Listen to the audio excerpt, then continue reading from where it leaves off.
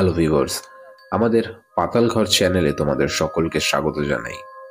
ভূত প্রেত নিয়ে অনেকেই কথা বলে এবং এই ভূত প্রেতকে অনেকে বিশ্বাস করে, আবার অনেকে বিশ্বাস করে না। অবশ্য এটাও ঠিক, এই 4G 5Gর সময় ভূত প্রেতকে বিশ্বাস করা অনেকটাই কঠিন হয়ে যায়।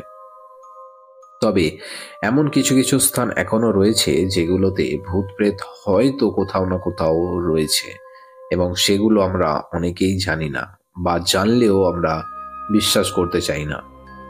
সেরকম এই পশ্চিমবঙ্গের মধ্যে এমন কিছু কিছু জায়গা আছে যেখানে অবশ্যই ভূত প্রেতের উপস্থিতি পাওয়া যায়, যেমন পুরুলিয়ার বেগুনকদর রেলওয়ে স্টেশন। আজকে আমরা কথা বলবো পুরুলিয়ার বেগুনকদর রেলওয়ে স্টেশন নিয়ে। পশ্চিমবঙ্গের মধ্যে সবচেয়ে চর্চিত ভুতুরে জায়গা বোধ হয় পুরুলিয়ার বেগুনকদর নামক এক রেলওয়ে স্টেশন। প্রায় 42 বছর ধরে বন্ধ ছিল এই স্টেশন। সময়টা 1960। বেগুনকদর স্টেশন তৈরি হওয়ার বছর কয়েক পরেই এখানকার স্টেশন মাস্টার ও তার স্ত্রীর অস্বাভাবিকভাবে মৃত্যু হয়। এই স্টেশনের এক গার্ড একদিন সাদা শাড়ি পরা এক মহিলাকে রেলওয়ে ট্র্যাকের ওপর হাঁটতে দেখে।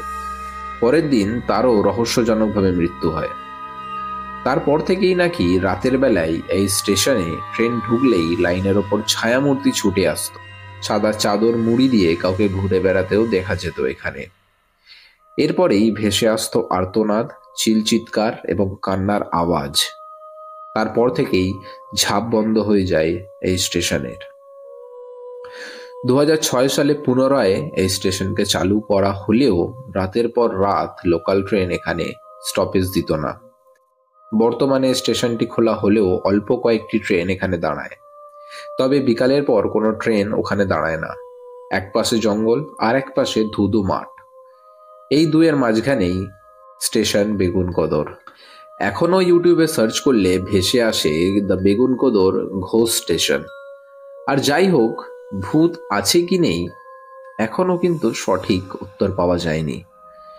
তবে অনেকের মতে এখানে নাকি প্যারানর্মাল অ্যাক্টিভিটিও দেখা গেছে, আবার অনেকেই এখানে কোনো রকম প্যারানর্মাল অ্যাক্টিভিটি দেখতে তো পায়নি এবং ভূত প্রেত দেখতে পায়নি বা অনুভবও করেনি। তো তোমরা কি মনে করো এই স্টেশন নিয়ে? অবশ্যই কিন্তু কমেন্ট বক্সে জানিও। যদি ভিডিও ভালো লেগে থাকে লাইক করো, বন্ধুদের সঙ্গে শেয়ার করো এবং সাবস্ক্রাইব করে আমাদের পাশে থাকো। Thanks for watching. আমি শিবায়ন। দেখা হবে তোমাদের সাথে পরের আরো একটা ভিডিওতে। আজকের মতো এই পর্যন্তই। ধন্যবাদ।